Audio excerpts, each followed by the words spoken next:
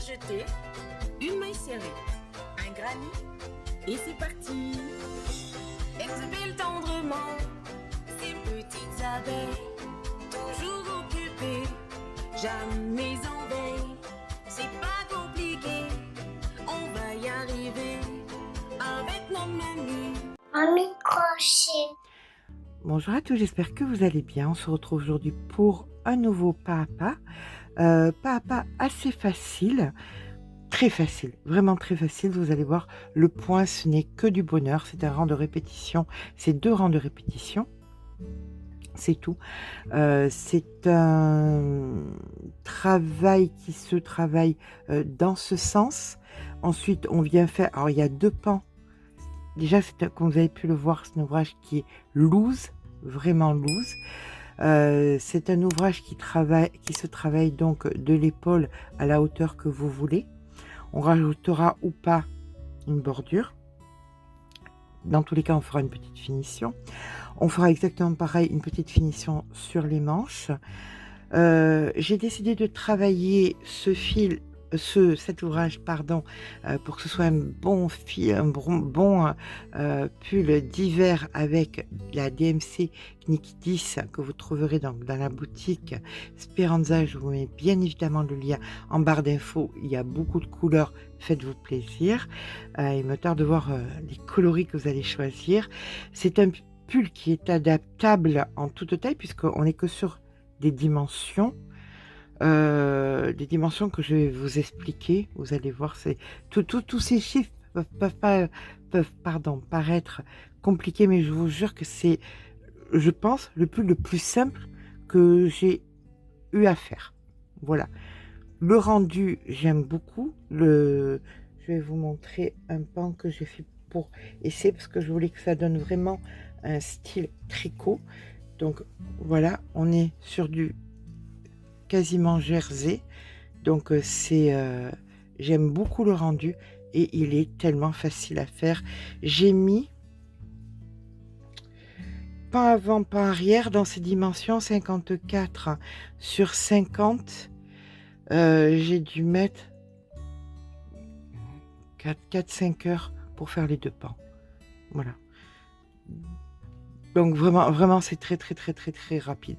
Je pense que c'est vraiment le style de pull qu'on fait, qu'on peut faire beaucoup. Voilà. Et puis au prix du fil, c'est hyper intéressant. C'est un pull qui, à mon sens, va nécessiter même pas 10 pelotes, mais vraiment, même pas 10 pelotes. On va taper sur une taille moyenne, une taille 46. Je dis moyenne, pourquoi? Parce que si on part du 34 au 64, si je tape sur du 46 par exemple, je pense que je vais utiliser 8 pelotes. 8 pelotes à 2,50 € à peu près. Vous voyez, c'est un pull qui revient à peu près dans les 20 et quelques euros, avec un très beau fil, un fil de très belle qualité. Écoutez, je ne veux pas en dire plus. Vous savez combien j'aime ce fil, j'ai fait tellement de projets avec que voilà, faites-vous plaisir. C'est parti pour le tuto.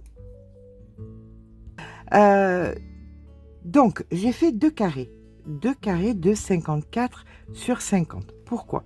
Bon, parce que j'ai pris la partie la plus large d'Imogène, blablabla. Je vais pas la faire aller plus bas que ses hanches. Ses hanches, ça fait 92, mais comme je veux que ce soit un pull, un grand pull décontracté, j'ai fait un petit peu loose. Elle, la poitrine, c'est 84, donc on est quand même sur 108 cm, donc il y a bien de l'ampleur. Donc vous prenez votre partie la plus large, vous mettez de l'ampleur, vous divisez par 2 et vous avez de là à là combien vous allez avoir besoin. Voilà. Il n'y a pas de multiple, et d'autant plus qu'on s'en moque puisque notre chaînette est ici. Comme ceci. Donc ne vous manquez pas par contre sur la hauteur. mis à part qu'on va faire un petit truc en bas là, mais la hauteur, ne vous manquez pas, ça sera pas très très rattrapable. Là après, sur la largeur, ça sera rattrapable. Si c'est pas assez large, ça sera rattrapable parce vous pourrez continuer les rangs si vous en avez besoin. Bon, devant, derrière, 2 pans, très simple, une construction tout en demi-bride, un peu particulière mais tout en demi-bride, très facile. Ensuite, une fois qu'on a ça, eh ben, il faut faire des manches. Et c'est là où ça me perturbe un peu parce que je ne veux pas de manches kimono, parce que je me dis que c'est pas tout le monde qui aime les manches kimono. Donc, ce qu'il y a de bien, c'est que ce point, je vais le mettre, alors, il est, vous le voyez, vous avez vu le pull, dans ce sens pour les pans avant, le pan arrière, et je vais le mettre dans ce sens pour les manches. Mais il ne faut pas que je me manque sur la hauteur des manches, parce que la grandeur des manches, ça ne sera pas rattrapable. Encore une fois, je ne peux pas aller plus vers là. Si je fais des côtes, mais je pourrais pas, il ne faut vraiment pas que je me manque de trop non plus. Donc, je vais vous donner la façon de calculer. Une fois que vous avez déterminé quelle est la grandeur de votre pan, pour ma part, c'est 54 cm. Je suis venue mesurer donc de la gorge, du milieu de la gorge, bras baissés, pas bras tendus parce que c'est pas pareil, bras baissés, combien il y avait. Donc ça faisait 72 une fois que le bras était baissé, du milieu de la gorge jusqu'au poignet. Là, il y a la main comme ça, vous voyez ce que je veux dire? La main, elle est comme ça, même que ça descende un tout petit peu plus sur le poignet, parce que ça, on aime bien quand c'est, je sais pas vous, mais moi j'aime bien quand c'est un petit peu plus long. Donc, de la moitié de la gorge jusque là, il faut que ça fasse 72 cm.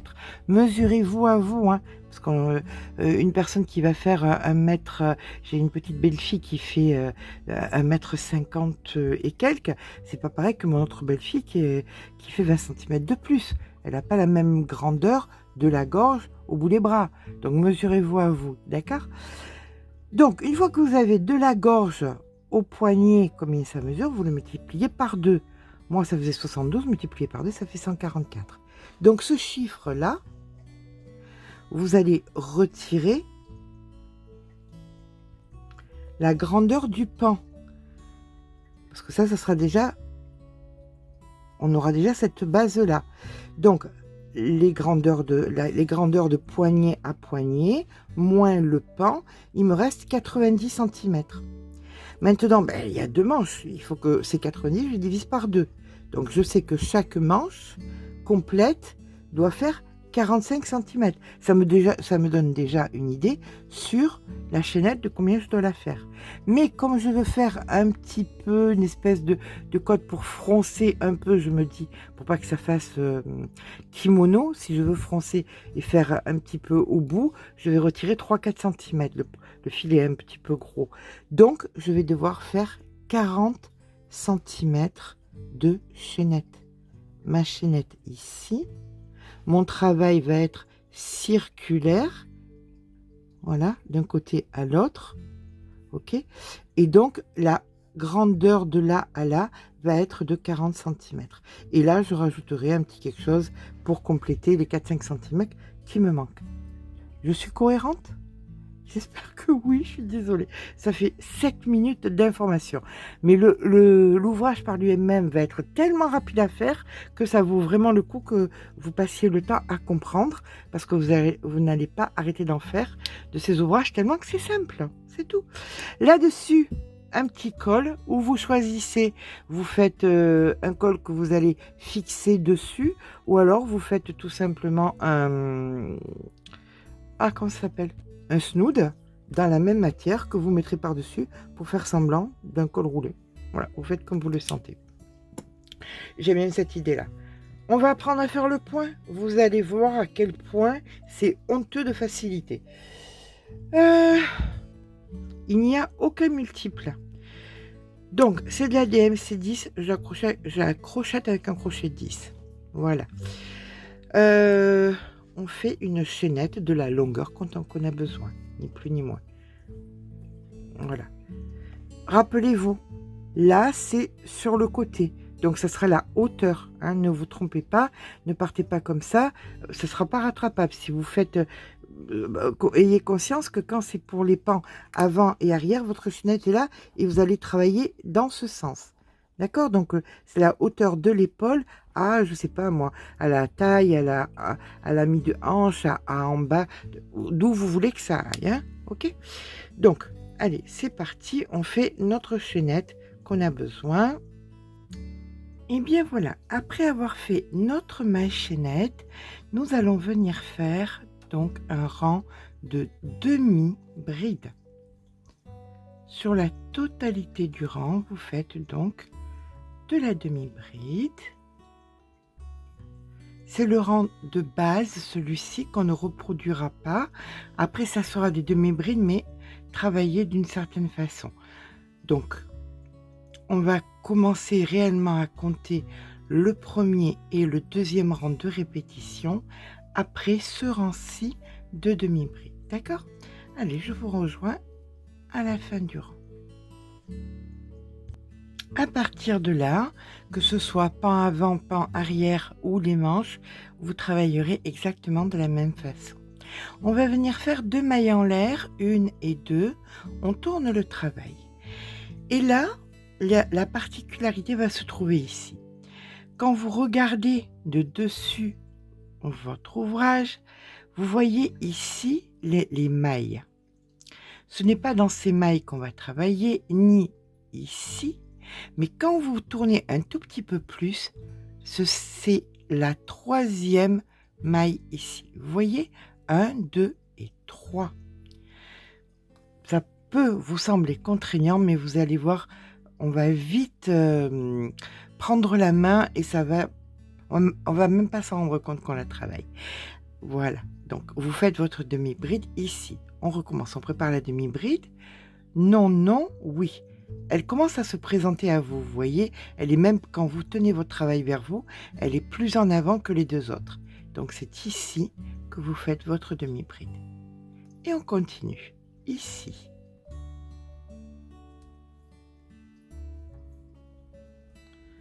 Ici. Ce qui permet de l'autre côté de former le rang en jersey avec la maille que vous ne travaillez pas. Voilà. Donc là, tout simplement, vous allez venir faire tout votre rang de la même façon. Je vais vous montrer ce qui se passe de l'autre côté. Voilà, vous voyez, ça forme le rang de jersey. Donc, on se retrouve en fin de rang pour faire le rang 2, qui a encore une particularité. Par contre, n'hésitez pas à bien compter vos demi-brides pour n'en oublier aucune, surtout celle-ci de fin, qui est très importante. Hein. Si on l'oublie, on est embêté. Donc voilà, on a fait notre rang de demi-bride qui a formé ici, on le voit, le jersey. Là maintenant on fait 2 mailles en l'air, 1 et 2. Et là le deuxième rang de répétition. Et après vous reviendrez à celui-ci, celui qu'on fait, celui-ci, celui qu'on fait, etc. etc. Celui-ci sera tout simplement un rang de demi-bride que vous allez prendre. Là vous avez brin arrière et brin avant. Et bien vous allez travailler dans le brin arrière. Vous voyez, c'est pas compliqué. Ce rang, c'est uniquement que du brin arrière. Sur la totalité du rang, on se rejoint en fin de rang. Et comme vous pouvez voir, ici, vous aviez formé un rang donc en jersey. Ici, s'en forme un second. Quand vous aurez donc fait votre dernière demi-bride, vous ferez donc vos 2 mailles en l'air. On tourne le travail. Et là, vous revenez à travailler, donc, pas le premier, pas le deuxième, mais la 3e bride, ici, maille, je sais pas. Enfin voilà, on sait très bien qu'on doit venir travailler ce fil ici. Et vous voyez combien il est simple à travailler. Donc voilà, maintenant vous allez faire donc sur les 4 pans nécessaires, avant, arrière et les 2 bras et les 2 manches, ces 2 rangs de répétition et on se retrouve quand on a les 2 pans plus les manches de façon à pouvoir joindre tout ça.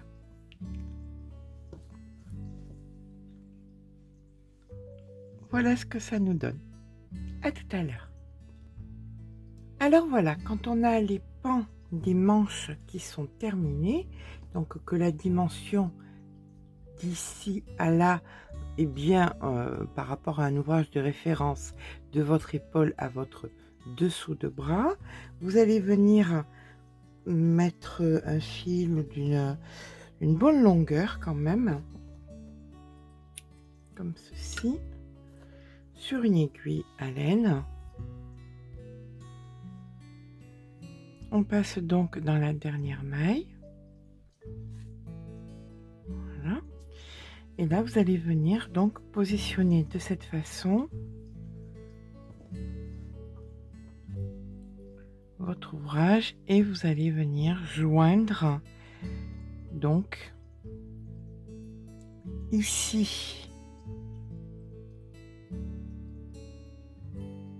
Donc vous avez votre jersey là comme ceci. Donc vous prenez votre maille et vous allez en face exactement au même endroit. Voilà, et vous joignez d'un côté à l'autre sur la totalité de la longueur. Vous avez le même nombre de mailles, donc ça va pas être compliqué. Donc la maille ici, la maille en face. La maille ici, la maille en face. Voilà. Vous faites ça jusqu'au bout et on se rejoint quand vous avez terminé au bout.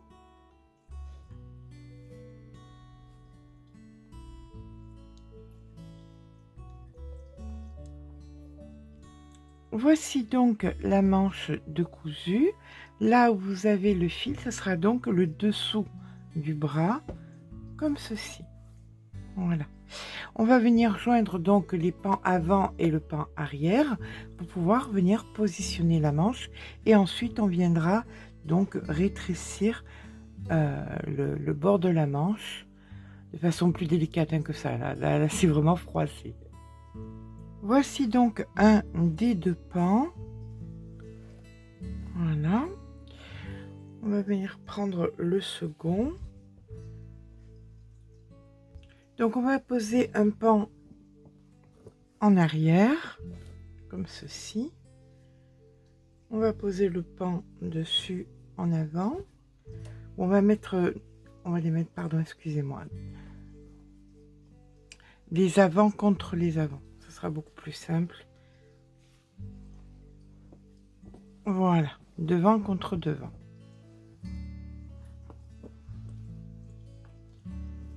On est bien d'accord que nous sommes dans le même sens. Hein, Alors, il faut, oui, que ce soit dans le même sens.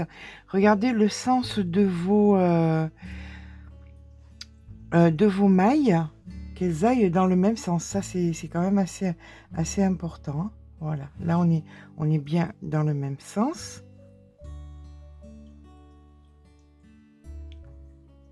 Donc, on est d'accord, vous êtes l'envers d'un côté et l'envers derrière. Vous allez mettre tout en haut de l'épaule un marqueur sur les 2 mailles du haut de l'épaule.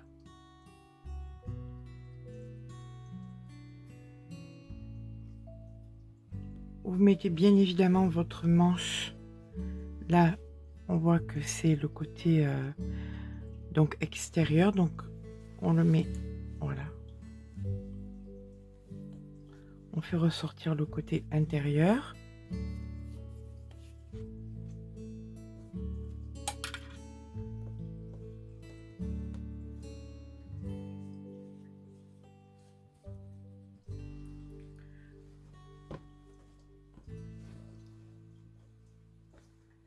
Et vous allez mesurer grossièrement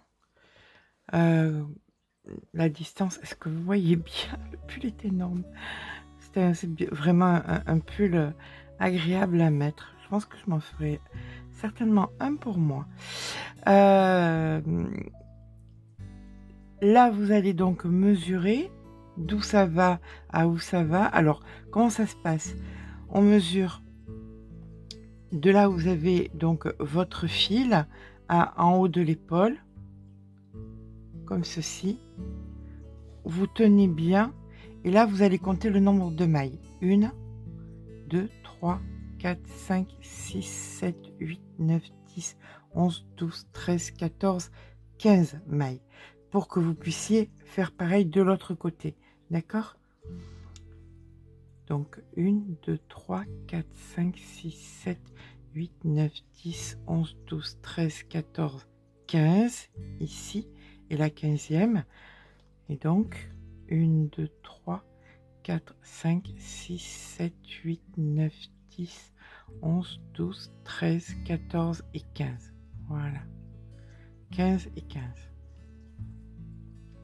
Donc vous savez que vous allez joindre là. Bien évidemment, ça, vous allez le reporter de l'autre côté. Et là, avec votre fil et votre aiguille, vous allez joindre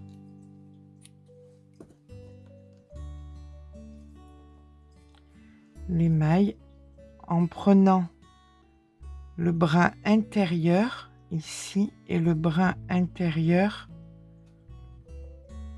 Donc le brin intérieur ici et le brin intérieur ici. D'accord? Laissez assez de fil pour pouvoir le rentrer. Et sur la totalité, vous faites brin intérieur jusqu'en bas. Vous ferez ça donc de l'autre côté aussi. On va venir ensuite joindre les épaules pour pouvoir venir placer les manches. Voilà. À tout à l'heure. Bon, une fois que les deux côtés sont joints, on va venir joindre les épaules. Alors, les épaules, on sait qu'on va laisser... Non, vous savez pas, parce que je ne vous l'ai pas dit. Je vous préconise de laisser 20 cm donc au niveau du col. Donc vous allez prendre la mesure d'un côté à l'autre. Vous allez tout simplement retirer 20 cm.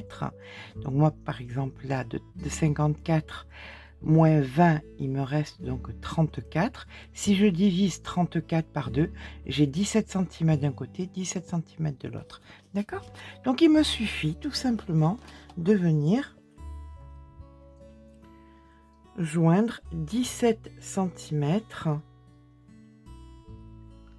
Alors on est toujours pareil, on prend une mesure et on la reporte pour que ce soit bien équivalent, d'accord? Donc là, on met comme ça, en évidence notre ouvrage dessous, et on va venir reporter pour ma part donc 17 cm. Est-ce que vous voyez bien? Oui. Je reporte 17 cm, voilà, par rapport au bord, ça me donne, là je vais pas m'embêter, je vais prendre 4, vous voyez, ça forme comme des U, 1, 2, 3 et 4.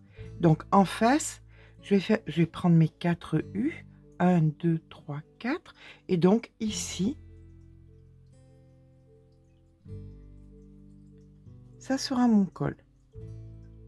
Et bien sûr, pour que ce soit équivalent de l'autre côté, je fais exactement la même chose. 1, 2, 3, 4. 1, 2, 3, 4. Voilà, dans le quatrième, je joins ensemble, ici et là.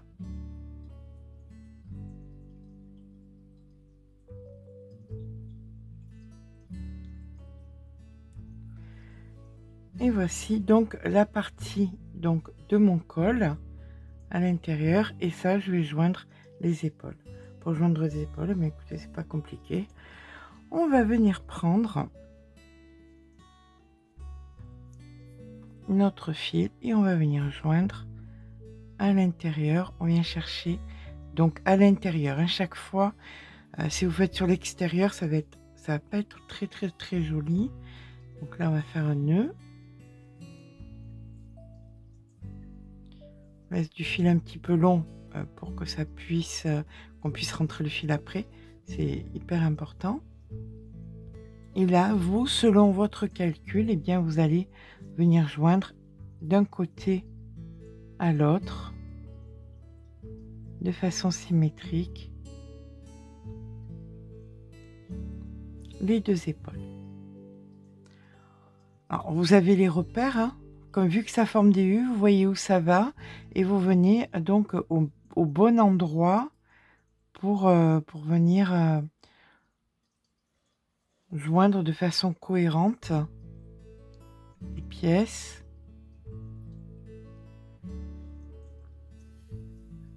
Voilà. Donc là, il y a un U ici, mais entre les deux, il n'y a pas de U, donc on va venir joindre. On essaye toujours d'attraper de la matière, hein. Ça, c'est très très important qu'on essaye qu'il y ait de la matière, parce que si vous allez sur des mailles creuses, ça va pas être joli. Voilà, mais écoutez, je vous laisse faire d'un côté et à l'autre.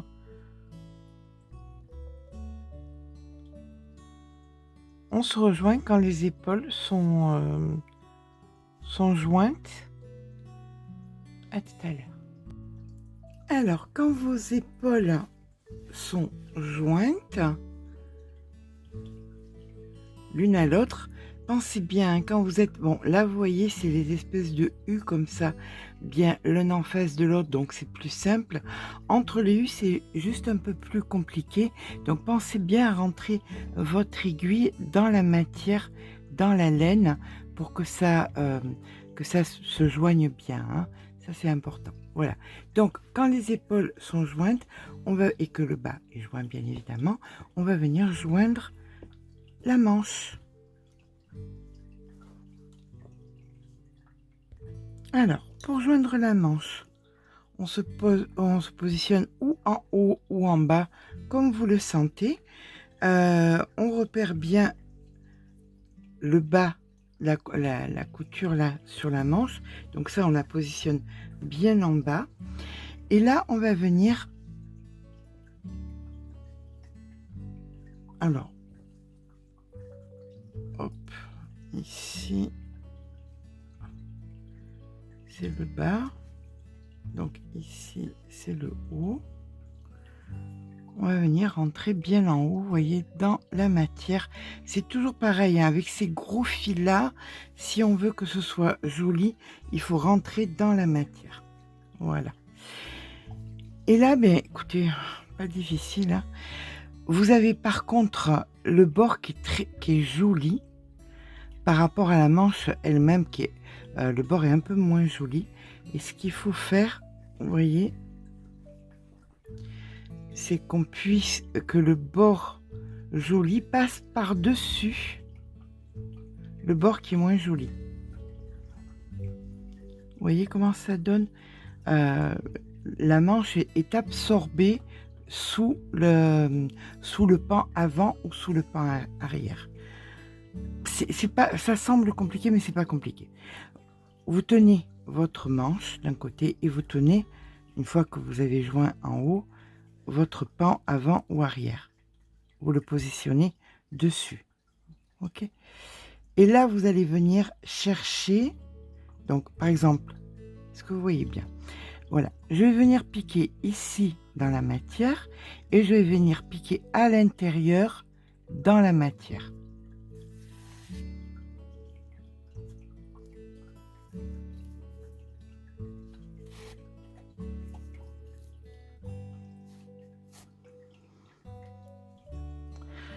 Comme ceci. Je positionne, là on voit, vous voyez, il y a l'espèce de jersey. Donc c'est le jersey que je vais positionner dessus, comme ça. Donc là je viens à l'intérieur et je viens piquer dans la matière, ici. Hop, comme ceci. Et là je vais venir, je garde le jersey dessus et je vais venir dans la matière, juste là, pour que ce soit ça qu'on puisse voir. Alors on tire sans trop tirer non plus, pour pas froncer. Voilà. Là je pique dans la matière, comme ceci. Et là, donc il y a le jersey, donc je viens juste dessous prendre la matière.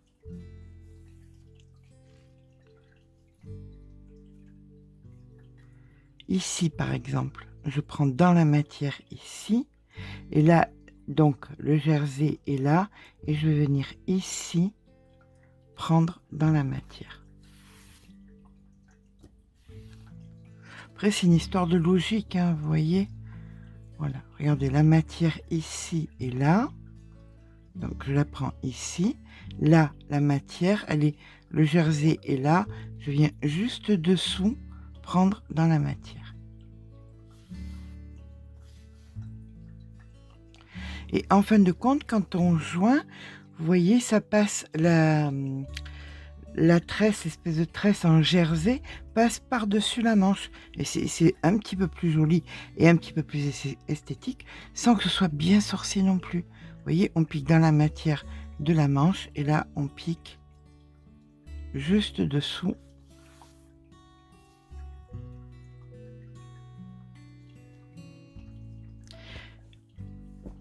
On s'embête à faire de jolis ouvrages. On peut prendre... dans la vérité, la totalité de la manche va me prendre quoi, 15-20 minutes. C'est un pull que je... Pas, hélas, que je... Pas moi. Ce pull, je vais le donner. Il part directement pour une association, bien évidemment. Mais quand je le referai pour moi, c'est un pull qui va me durer, vu le bon fil que c'est, qui va me durer facilement 5 ans ou plus. Il me survivrait même, je pense. Donc voilà. Donc on peut bien passer une demi-heure à s'embêter à faire des coutures un petit peu correctes. Je vous avouerai aussi que je fais l'effort de faire les choses au mieux, parce que je me dis que c'est quelqu'un qui va le porter, et j'ai envie qu'elle n'ait pas l'impression que ça a été à la va-vite et pas fait avec le cœur, vous voyez. Donc voilà, c'est ça qui est important. Voilà, et bien écoutez, je vous ai donné, je pense, un petit peu l'astuce pour faire des jolies manches. Vous voyez, quand on tire, on a toujours la tresse qui est par-dessus, et c'est pas moche. Là, si vous avez un doute, par contre, n'hésitez pas en bas à venir mettre le marqueur pour vous repérer, hein. Voilà, si vous avez peur de pas être juste dans ce que vous faites, voilà, vous mettez le marqueur de façon à ne pas vous tromper. Voilà, comme ceci. Et là, ici, comme cela. Mais écoutez, je vous laisse faire. Je finis ma manche et je suis à vous. On va attaquer tous les bords. Donc là, à présent, on va s'occuper des bordures. Ici, nous sommes sur la jointure qui est sous le bras. D'accord? Donc, on va venir, on pique 2 mailles en l'air et on vient faire dans... Alors, vous voyez le motif, il y a un motif qui se crée qui est comme des U. Vous l'avez de partout. Vous l'avez ici au niveau du col, vous l'avez sur les autres manches, sur l'autre manche, vous l'avez en bas de l'ouvrage. Ça forme des U. D'accord? Donc, on va venir... Ici, vous avez la forme du U et vous avez entre les U. Là, il y a un U entre les U. Donc ici, on va venir sur le U. Vous prenez le dernier jersey et à l'intérieur du dernier jersey, vous faites une demi-bride. Entre les deux U, ça c'est entre, ici, vous allez faire une demi-bride. Alors, on va piquer dans la matière. bien évidemment, comme ceci. Dernier jersey du U. Le U, il est là. On prend comme ceci et on fait une demi-bride. De l'autre côté du U, dans le dernier jersey, on prend et on fait une demi-bride. Entre les deux U, dans la matière, ici, on fait une demi-bride. D'accord? Et vous faites ça donc sur la totalité. Alors, je vais pas moi vous montrer sur les deux manches comment faire, ni comment faire et sur la manche et sur le bas, parce que ça sera exactement pareil. On va peut-être faire un petit peu plus loin sur la manche ensemble. Voilà, vous voyez, ça c'est entre les U. Là, vous avez l'espèce de U, entre U. Donc ici, vous prenez, hop, et vous faites une demi-bride. De l'autre côté du U, hop, une demi-bride.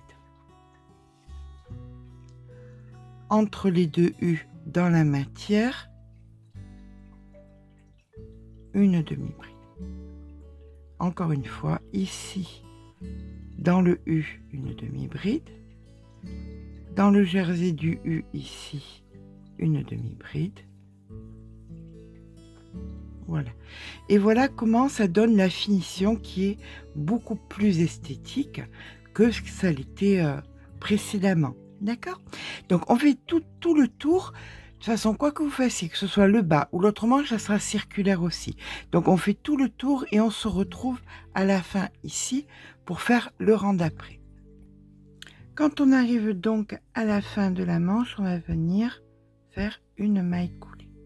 Alors, après, c'est votre choix, hein. Vu que c'est exactement la même finition pour les manches et pour le bas, certainement que là, cette finition-là sera parfaite pour le bas, mais peut-être pas pour la manche. Ça sera peut-être pour vous pas assez serré. Il suffira simplement de venir faire des diminutions. Donc, vous faites 2 mailles en l'air. Vous allez faire une demi-bride de la façon suivante. Vous voyez, vous piquez ici et là, et vous faites votre demi-bride juste ici. Ensuite, soit vous voulez pas de diminution, comme pour le bas de l'ouvrage, et vous voulez prolonger, vous pouvez prendre la maille suivante comme ceci pour faire votre demi-bride. Soit vous voulez faire une diminution, donc là, quand c'est entre les U, vous les zappez. Ça c'est, là il y avait un U, dessous là il n'y avait pas de U. Donc vous zappez, vous passez directement à l'autre, ici. L'autre, vous ne le zappez pas, puisqu'il fait partie du U. Là, ça faisait pas partie du U, donc vous zappez, et vous allez à l'autre, et vous faites votre demi-bride. D'accord? Ça évite que ça fasse des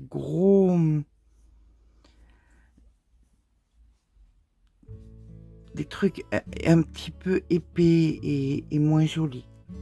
Mais néanmoins, comme je vous dis, pour le bas, je vous conseille de travailler donc toutes les mailles. Voilà, chaque fois vous venez comme ça et vous faites donc vos demi-brides pour le bas.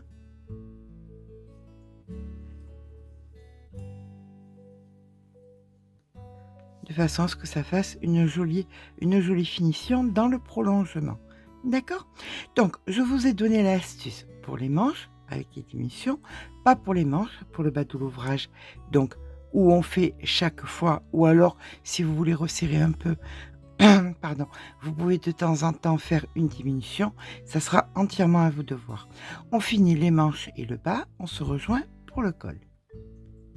Et bien voilà, une fois qu'on a reconstruit les manches, alors n'hésitez surtout pas, selon ce que vous voulez, large, pas large, à changer de crochet, à descendre. Si on a travaillé l'ouvrage avec du 10, les côtes en bas ici, les côtes des manches, je les ai fait en 7.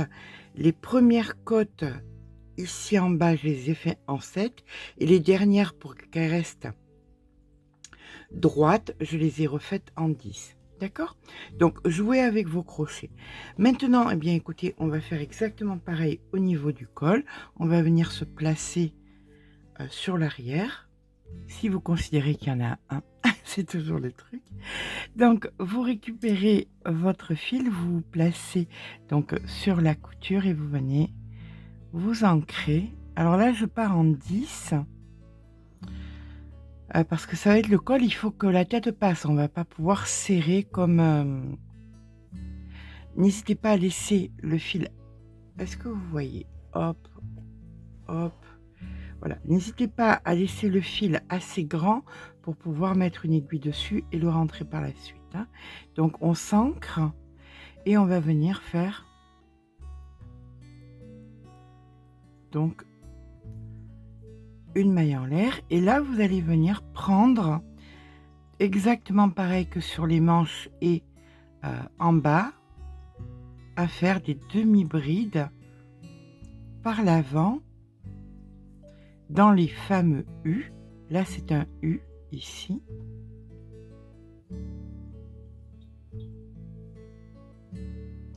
Je garde le crochet 10 hein, pour le col, qu'on soit d'accord. Hein. Autrement, ça serrerait de trop. Et là, par contre, il est important de venir faire des demi-brides dans les mailles entre les U. Le U étant ici. Ça, c'est la maille entre le U. Donc, je viens faire une demi-bride entre le U. Et ensuite, je recommence ici. Je prends ma maille. Je fais ma demi-bride. De l'autre côté du U, au même endroit, hop, une demi-bride. Et entre ici, je fais une demi-bride.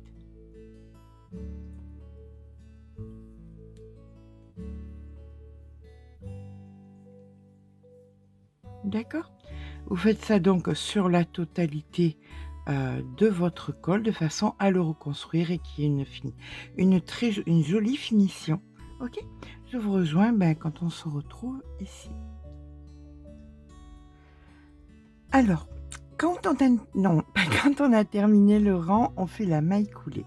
Et là, vous avez soit le choix de garder un col comme ça qui fait un peu ras de cou. Vous voyez? Le fil, je rentrerai après. Soit un col qui fait un petit peu ras de cou. Maintenant, si vous voulez un col montant, vous pouvez tout simplement donc refaire donc 2 mailles en l'air. Et là, vous allez travailler par l'avant, par l'arrière, par l'avant, par l'arrière, de façon à faire des côtes. Vous voyez, là, vous avez des mailles qui sont en renfoncement. Celles-ci, vous les travaillerez par l'arrière. Et celles qui sont par l'avant, eh bien, vous continuerez à les travailler par l'avant. Donc, celle-ci, on va la travailler normale. Alors, mieux prendre un crochet 10 là pour que ce soit, si le col se tourne, que ce soit joli esthétiquement. D'accord? Donc, là, celles-ci, on va les prendre par l'avant. Donc, on vient et on fait ici la demi-bride par l'avant. Dans celle d'après, la demi-bride par l'avant. Dans celui d'après, on va venir faire la demi-bride, mais ici, vous la prenez par l'arrière. Autrement, vous ne pourrez pas tourner votre col, il n'aura qu'un seul sens. Donc ici, par l'avant.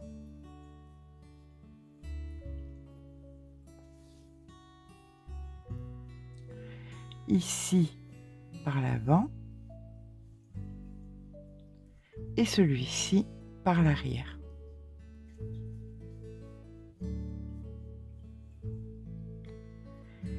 Et vous allez faire ça donc sur le nombre de rangs que vous désirez pour que ça donne le col tel que vous le choisissez. Soit vous laissez en ras du cou comme c'était tout à l'heure, soit vous faites un col roulé tout simplement. D'accord? Vous avez aussi la possibilité de faire un ras du cou comme ça et de faire un snood façon, comme les manches, courtes comme ça, vous voyez?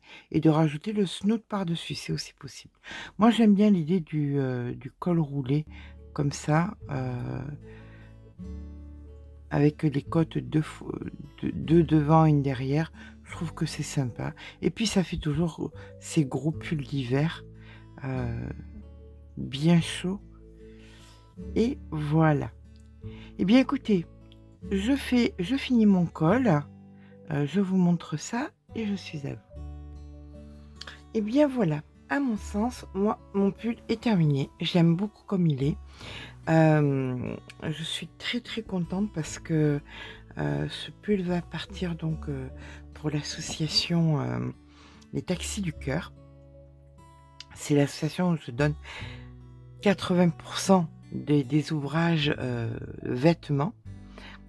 Après, je donne dans d'autres associations pour d'autres choses, mais essentiellement et je sais que ça va, vraiment servir parce que c'est un pull qui est très, très, très, très, très, très chaud. Heu, c'est un pull de belle qualité. Ce fil est vraiment génial et c'est vraiment un pull de belle qualité qui pourra tenir très longtemps dans le temps et voilà. Heu, retenez le fait qu'il est très facile.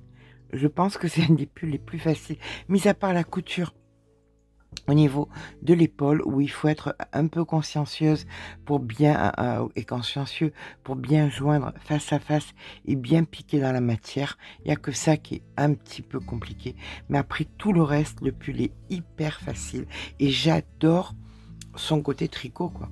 J'adore le le trompe-l'œil, le côté trompe-l'œil du pull. Voilà, j'espère que ce petit pas à pas vous aura plu, c'est le cas. N'hésitez pas à mettre un petit pouce en l'air, même parce que ça fait toujours plaisir. Mais surtout, abonnez-vous, je vous fais de gros bisous et je vous dis à très vite.